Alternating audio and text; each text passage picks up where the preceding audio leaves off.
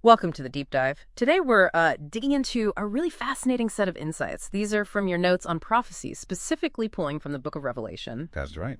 And our mission, really, is to figure out exactly how long this key message, the eternal gospel, is proclaimed, in its most intense form. Yeah. Who's delivering it, and why does the message itself seem to shift so much? Yeah, and what's really striking, I think, is how these notes connect all these different concepts. You've got the last 1 week, this group called the 144,000, the two witnesses, Right. and the actual meaning of the eternal gospel. Right. It pulls them together into this very urgent timeline. We're definitely going to uncover some profound stuff here. Okay, so let's follow that thread. Your notes seem to pinpoint the start of this last 1 week. Mhm. That's often seen as like a final 7-year period, right? It kicks off when this figure, the son of destruction, often identified as the Antichrist, takes his seat in the temple. But for today, we're zeroing in specifically on just the first half of that week. The first half of the last 1 week. Exactly. And your sources say it's precisely 42 months.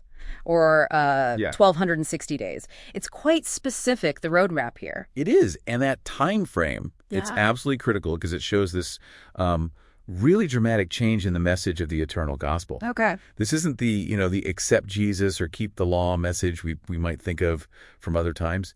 During this 42-month window, the gospel becomes laser sharp. Oh, so. It's an urgent warning. Don't worship the beast or its image. Don't take its mark.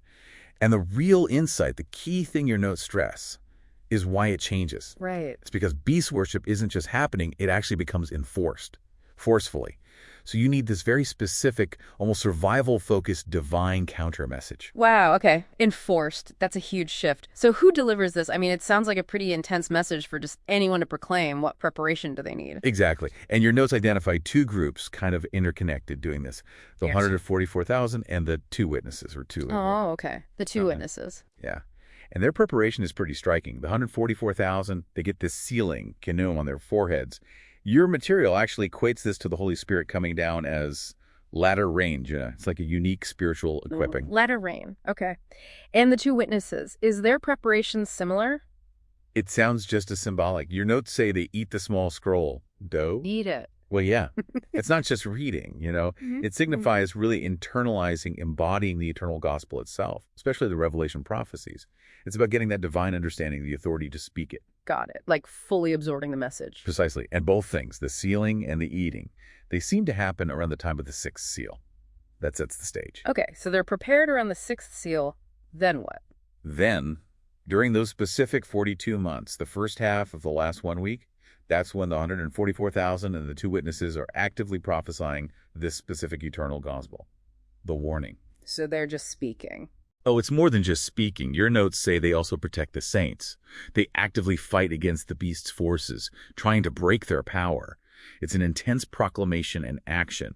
And this happens specifically during the time frame associated with the sixth trumpet. Sixth trumpet. Okay, so there's preparation around the sixth seal, intense proclamation during the sixth trumpet, all within those first 42 months. You got it.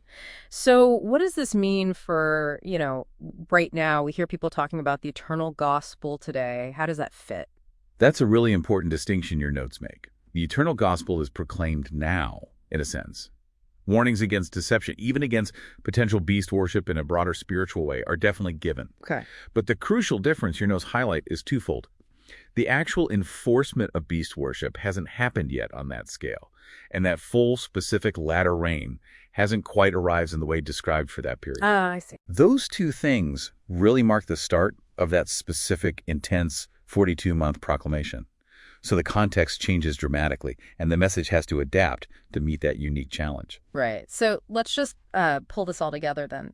Your sources are saying the eternal gospel, specifically that urgent warning against beast worship, gets intensely proclaimed for 42 months. Exactly. The first half of the last 1 week. By the sealed 144,000 and the two witnesses.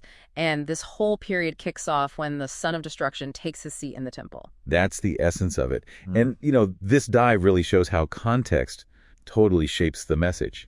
The eternal gospel isn't static. Its focus adapts. Which really raises a question, something for you to think about.